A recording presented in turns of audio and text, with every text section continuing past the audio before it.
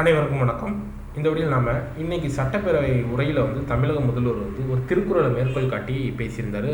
அதை தான் பார்க்க போகிறோம். ஆல்ரெடி பட்ஜெட், அதாவது மத்திய பட்ஜெட் உரையில் நிர்மலா சீதாராமன் அவர்கள் 2 திருக்குறளை மேற்கோள் காட்டி பேசியிருந்தாங்க.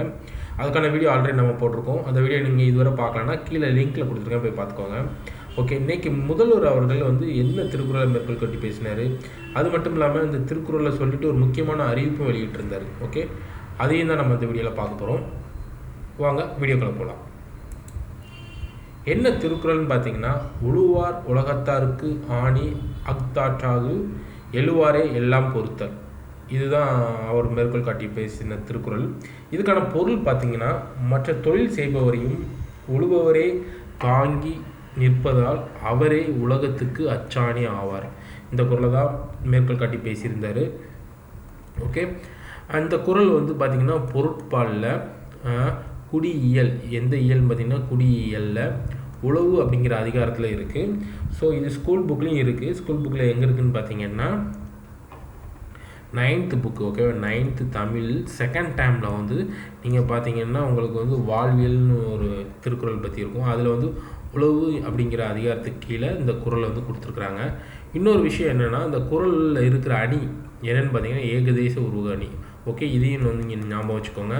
சப்போஸ் எக்ஸாமில் இந்த குறளில் கொடுத்துட்டு இந்த குறளில் பயின்று வரும் அணியை கூறுக அப்படின்னு கூட கேட்கலாம். ஸோ அதனால் நீங்கள் இதையும் கொஞ்சம் டீப்பாக படித்து வச்சுக்கோங்க.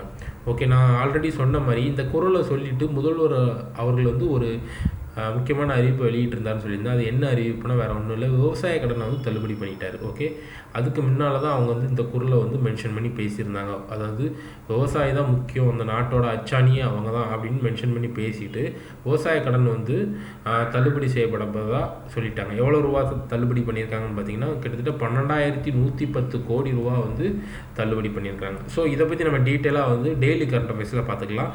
ஓகே, நம்ம இப்போ பார்த்த முக்கியமான விஷயம் என்னென்னா திருக்குறள். ஏன்னா திருக்குறளை பற்றி நிறையா கொஸ்டின் அடிக்கடி கேட்க ஆரம்பிச்சிட்டாங்க. ஸோ அதனால் நீங்கள் திருக்குறளை எந்தெந்த வழியில் உங்களால் படிக்க முடியுமோ அந்தந்த வழி. ஓகேவா? இப்போ இந்த ஒரு குறள் உங்களுக்கு ஞாபகம் இருக்கும்னு நினைக்கிறேன். ஸோ இதேமாரி எப்படி வழியில் உங்களால் படிக்க முடியுமோ அதை நீங்கள் படித்து ஞாபகம் வச்சுக்கோங்க. அப்படி ஞாபகம் வச்சுருந்தா மட்டும்தான் வரக்கூடிய எக்ஸாமில் உங்களால் ஈஸியாக கிளியர் பண்ண முடியும். மற்றபடி இல்லைன்னா ரொம்ப கஷ்டம்.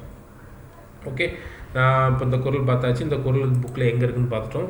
ஸோ ஓகே, உங்களுக்கு இந்த வீடியோ பிடிச்சிருந்ததுன்னா மறக்காமல் லைக் பண்ணிடுங்க. வேறு ஒரு வீடியோவில் சந்திக்கிறேன். நன்றி, வணக்கம்.